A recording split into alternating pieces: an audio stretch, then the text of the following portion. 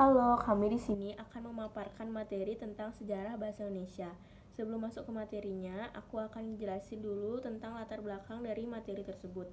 Di sini dikatakan, manusia sebagai makhluk sosial yang tidak dapat hidup sendiri, memerlukan adanya suatu interaksi. Salah satunya adalah bahasa.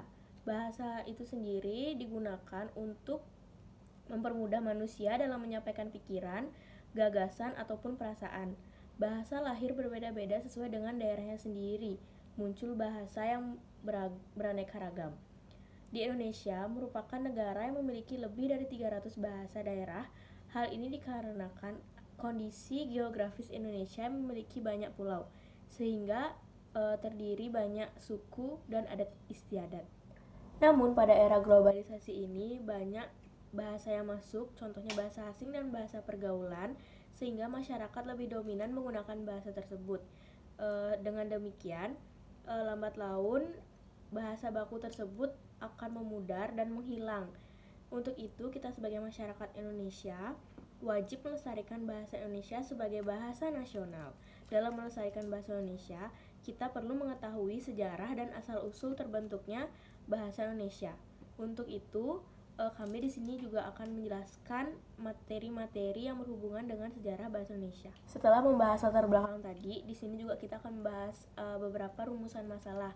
Yang pertama ada bagaimana asal-usul bahasa Indonesia, bagaimana proses disahkannya bahasa Indonesia sebagai bahasa persatuan, dan yang terakhir ada bagaimanakah perkembangan ejaan bahasa Indonesia sampai saat ini. Di sini kami berharap agar masyarakat Indonesia dapat mengerti bagaimana sejarah bahasa Indonesia serta dapat melestarikan bahasa Indonesia dan mempertahankan bahasa Indonesia sebagai bahasa persatuan. Halo, perkenalkan nama saya Rahel. Saya akan melanjutkan materi yang sebelumnya dibawakan oleh Ratih. Saat ini saya akan menjelaskan tentang asal mula bahasa Indonesia. Bahasa Indonesia merupakan bahasa yang resmi dipergunakan di Negara Kesatuan Republik Indonesia atau NKRI. Bahasa Indonesia sampai saat ini merupakan bahasa yang hidup dan terus berkembang dengan pengayaan kosakata baru, baik melalui penciptaan maupun melalui penyerapan dari bahasa daerah dan bahasa asing. Ditemukan 4 prasasti pada abad ke-20 Masehi. Yang pertama, Kedukan Bukit Berangka. Yang kedua, Talang Tuo. Yang ketiga, Kota Kapur Berangka. Yang keempat, Karang Berahi Berangka. Prasasti itu bertuliskan huruf Pranagari berbahasa Melayu kuno. Pada saat itu, bahasa Melayu digunakan bercampur kata-kata bahasa Sangsekerta. Penggunaannya terbatas di kalangan keluarga, kerajaan di sekitar Sumatera, Jawa, Semenanjung Malaya. Kemudian, Malaka merupakan tempat bertemunya para nelayan dari berbagai negara, dan mereka membuat sebuah kota serta mengembangkan bahasa mereka sendiri dengan mengambil kata-kata yang terbaik dari bahasa di sekitar daerah tersebut. Kota Malaka yang posisinya sangat menguntungkan atau strategis menjadi bandar utama di kawasan Asia Tenggara. Bahasa Melayu menjadi bahasa yang paling sopan dan paling tepat di kawasan Timur Jauh. Yang kedua, saya akan menjelaskan tentang proses pengesahan bahasa Indonesia sebagai bahasa persatuan. Pada awal abad ke-20, pemerintah kolonial Hindia Belanda melihat pegawai pribumi memiliki kemampuan memahami bahasa Belanda yang sangat rendah. Hal itu menyebabkan pemerintah kolonial Belanda ingin menggunakan bahasa Melayu untuk mempermudah komunikasi, yakni dengan patokan bahasa Melayu tinggi yang sudah mempunyai kitab-kitab rujukan. Di tahun 1933 berdiri sebuah angkatan sastrawan muda yang menamakan dirinya sebagai Pujangga Baru yang dipimpin oleh Sultan Takdir Ali Syabana. 3 tahun kemudian, Sultan Takdir menyusun tata bahasa baru bahasa Indonesia. Pada tanggal 25-28 Juni 1938 dilangsungkan Kongres Bahasa Indonesia I di Solo.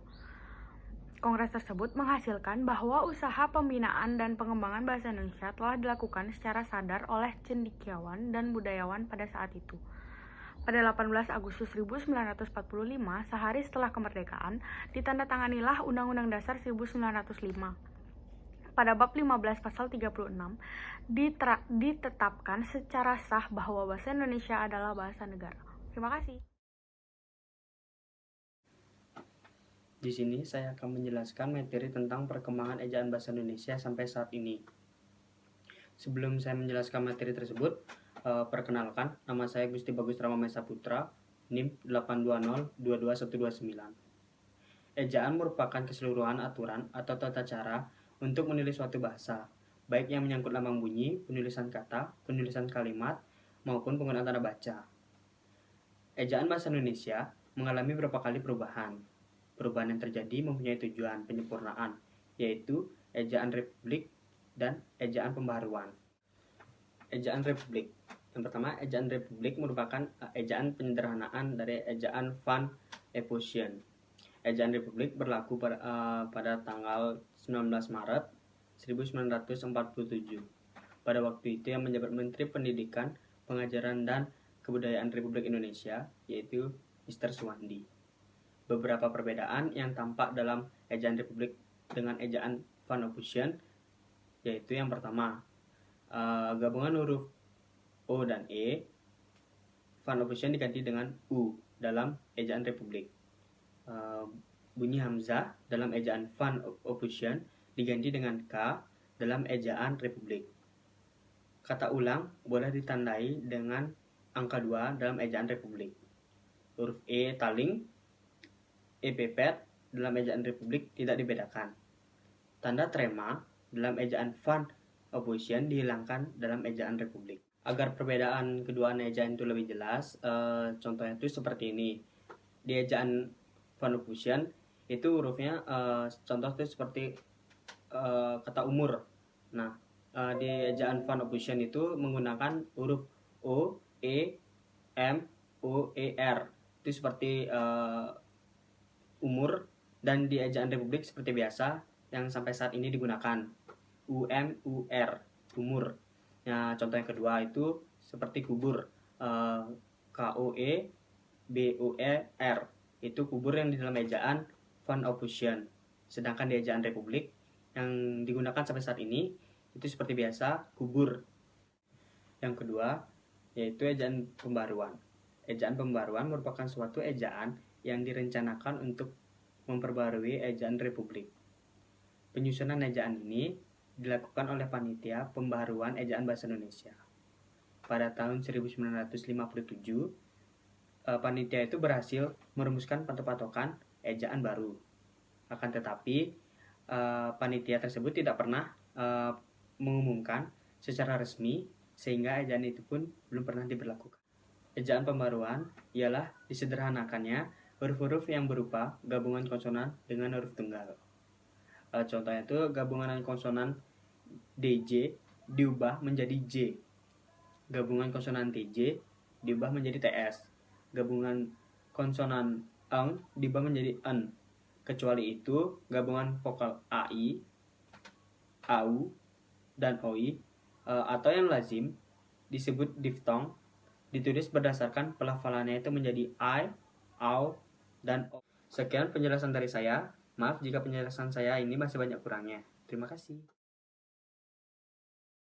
Perkenalkan, nama saya Jerel Karim. Nomor NIM saya 820221170. Jadi saya akan membahas tentang ejaan Melindo dan ejaan baru. Yang pertama itu ejaan Melindo.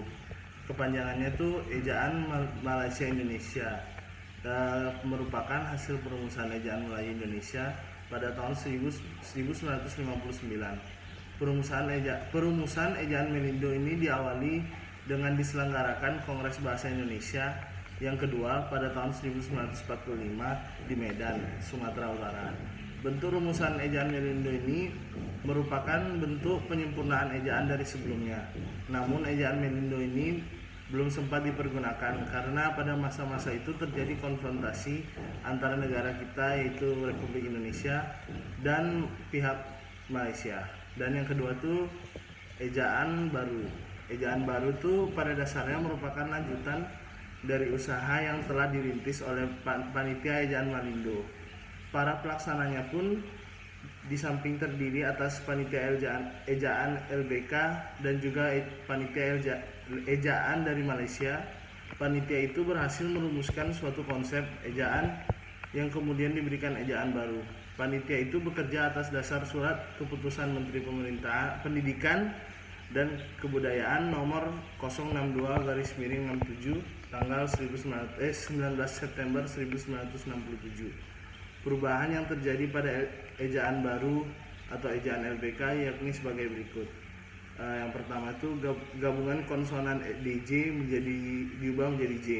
Jadi dulu tuh contohnya remaja, terus jadi remaja. Terus yang kedua tuh gabungan konsonan TJ menjadi J. Ya, yang dulu itu cakap jadi cakap. Dan yang ketiga tuh gabungan konsonan NJ menjadi NY. Ya, dulu tuh kayak sunji jadi sunyi. Terus yang keempat gabungan konsonan SJ menjadi SY. Yang dulu tuh syarat jadi sekarang jadi syarat. Dan yang terakhir itu gabungan konsonan CH diubah menjadi KH. Yang dulu tuh tajta sekarang jadi tahta. Terima kasih. Baik, saya Arini Yulia, nomor Indo Mahasiswa 8202210. Jadi saya akan menjelaskan tentang ejaan yang disempurnakan. Ejaan yang disempurnakan ini mulai diresmikan pada saat peringatan Hari Ulang Tahun Negara Republik Indonesia yang ke-27 pada tanggal 17 Agustus 1572. Ejaan yang disempurnakan ini merupakan penyederhanaan dari ejaan Suwandi dan ejaan Republik yang dipakai sejak Maret 1947. Beberapa kebijakan yang ditetapkan dalam ejaan yang disempurnakan ini yakni yang pertama perubahan huruf dari ejaan lama yang penulisannya DJIKA contohnya yang berubah menjadi JIKA. Lalu contoh yang kedua ada TJAKAP yang dibaca cakap berubah menjadi CAKAP. Lalu selanjutnya ada huruf V, F, dan Z yang merupakan unsur serapan dari bahasa asing diresmikan pemakaiannya seperti hilaf, fisik, valuta, universitas, zakat, khazanah. Lalu yang ketiga ada huruf Q dan X yang lazim digunakan dalam bidang ilmu pengetahuan tetap digunakan, misalnya pada kata Furqan atau Xenon. Penulisan di sebagai awalan dan di sebagai kata depan itu berbeda. Sebagai awalan ditulis seringkali dengan unsur yang menyertainya. Sedangkan di sebagai kata depan ditulis terpisah dari kata yang mengikutinya. Contoh di sebagai awalan, dicuci, kata itu digabung. Lalu contoh kata depan seperti di kantor, di sama kantor itu dipisah. Lalu yang kelima ada kata ulang penuh dengan mengulang unsurnya. Angka 2 tidak digunakan sebagai penanda perulangan. Contoh anak-anak, bukan anak 2. Bermain-main, bukan bermain 1. Bersalam-salam, bukan bersalam 2 AN.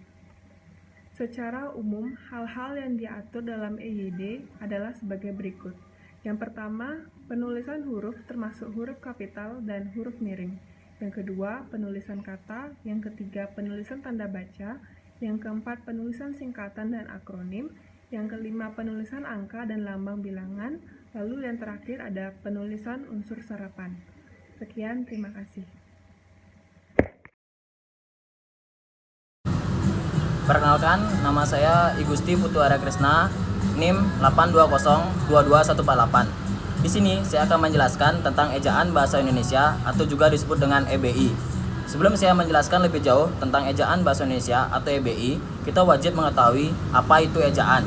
Jadi ejaan adalah penggambaran bunyi bahasa dengan kaidah tulis-menulis yang distandarisasikan. Lazimnya, ejaan mempunyai 3 aspek, yakni aspek fonologis yang menyangkut penggambaran fonem dengan huruf dan penyusuaian abjad. Seperti yang kita ketahui, sebelum EBI terbentuk, sebelumnya sudah terbentuk EYD. Jadi EYD itu ejaan yang telah disempurnakan. EYD ini berubah menjadi EBI yang dilakukan oleh Badan Pengembangan dan Pembinaan Bahasa Indonesia yang berlandaskan Peraturan Menteri dan Kebudayaan RI nomor 50 tahun 2015. Nah, di sini saya akan menjelaskan mengapa EYD dirubah menjadi EBI. Dikarenakan EBI terdapat penambahan-penambahan aturan yang dalam penulisannya, yakni menurut saya penambahan huruf vokal diftong pada EYD. Huruf diftong hanya 3, yaitu AI, AU, dan OI. Sedangkan pada EBI huruf diftong ditambah 1, yaitu EI. Misalnya pada kata geyser dan survei. Yang kedua, penggunaan huruf kapital. Pada EYD tidak diatur bahwa huruf kapital digunakan untuk menulis unsur julukan.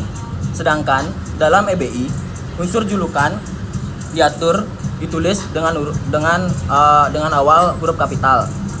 Dan yang terakhir yang saya jelaskan, yang ketiga, penggunaan huruf tebal. Dalam EYD, fungsi huruf tebal ada 3, yaitu menuliskan judul buku, bab, dan semacamnya, mengkhususkan huruf, serta menulis tema atau sublema dalam kasus. Dalam EBI, fungsi ketiga dihapus. Sekian yang dapat saya sampaikan, terima kasih. Saya Putu Rismail Komala, saya akan menjelaskan tentang Kongres Bahasa Indonesia. Kongres Bahasa Indonesia dilakukan 5 tahun sekali oleh pemerintah dan para pakar bahasa Indonesia. Kongres yang pertama itu dilakukan di Solo tanggal 25 sampai 28 Juni 1938 yang menyimpulkan bahwa intinya pengembangan dan pembinaan bahasa Indonesia sudah dilakukan secara sadar oleh cendekiawan dan para budayawan. Dan pada tanggal 18 Agustus 1945 di Undang-Undang Dasar 1945 pada pasal 36 sudah meresmikan bahasa Indonesia menjadi bahasa bangsa. Kongres yang kedua itu dilakukan di Sumatera Utara, tepatnya di Medan, pada tanggal 28 Oktober sampai 1 November 1954 yang mewujudkan bahwa perwujudan yang kuat dari bangsa Indonesia untuk terus menyempurnakan bahasa Indonesia yang menjadi bahasa kebanggaan di Indonesia. Bapak Soeharto juga pada saat itu yang menjabat pada tanggal 16 Agustus 1972 meresmikan penggunaan EYD atau ejaan yang disempurnakan di Indonesia. Kongres yang ketiga itu dilakukan di ibu kota Jakarta pada tanggal 28 Oktober sampai 2 November 1978. Pada saat itu juga yaitu Sumpah Pemuda yang ke-50 yang memperlihatkan kemajuan, perkembangan, dan pertumbuhan bahasa Indonesia sejak tahun 1928 untuk terus menetapkan bahasa Indonesia dengan fungsi bahasa Indonesia. Kongres Bahasa Indonesia yang keempat itu diselenggarakan di Jakarta juga pada tanggal 21 sampai 26 November 1983 yang bertepatan pada Sumpah Pemuda juga pada yang ke-55 yang disebutkan bahwa pembinaan dan pengembangan bahasa Indonesia harus lebih ditingkatkan agar penggunaan bahasa Indonesia yang baik dan benar diterapkan di masyarakat. Kongres Bahasa Indonesia yang kelima itu dilaksanakan pada tanggal 28 Oktober sampai 3 November di Jakarta 1988. Kongres ini dihadiri oleh 700 pakar bahasa Indonesia dari Sabang sampai Merauke dan hadir juga tamu undangan perwakilan dari berbagai negara seperti Malaysia, Brunei, Singapura, Belanda, Jerman, dan Australia. Pada kongres ini dipersembahkan sebuah karya besar yaitu sebuah kamus besar bahasa Indonesia dan tata bahasa baku bahasa Indonesia. Halo, perkenalkan nama aku Maheswari Safitri. Kali ini aku akan menjelaskan Kongres Bahasa Indonesia. Nah, kalau tadi sudah dijelaskan oleh Risma Kongres Bahasa Indonesia 1 sampai yang ke-5, kali ini aku akan menjelaskan Kongres Bahasa Indonesia yang ke-6 sampai yang ke-10. Apa aja sih penjelasannya? Ayo dengar. Kongres Bahasa Indonesia yang ke-6. Kongres Bahasa Indonesia yang ke-6 dilaksanakan di Jakarta pada tanggal 28 Oktober sampai 2 November 1993. Sebanyak 770 peserta dari Indonesia hadir dalam Kongres Bahasa yang ke-6 ini. Dalam hal ini, tidak ketinggalan 53 peserta dari berbagai negara juga ikut sebagai tamu, yaitu negara Brunei Darussalam, Australia, Jepang, Rusia, Hong Kong, India, Jerman, Amerika Serikat, Singapura, dan Korea Selatan. Simpulan dari kongres ini adalah pengusulan Pusat Pembinaan dan Pengembangan Bahasa Indonesia ditingkatkan statusnya menjadi Lembaga Bahasa Indonesia, di samping mengusulkan disusunnya Undang-Undang Bahasa Indonesia. Selanjutnya, Kongres Bahasa Indonesia yang ke-7. Kongres Bahasa Indonesia yang ke-7 dilaksanakan di Hotel Indonesia Jakarta, yaitu pada tanggal 26 sampai 30 Oktober 1998. Simpulan dari Kongres Bahasa Indonesia yang ke-7 ini ialah mengusulkan dibentuknya Badan Pertimbangan Bahasa Indonesia. Lanjut ke Kongres Bahasa Indonesia ke-8.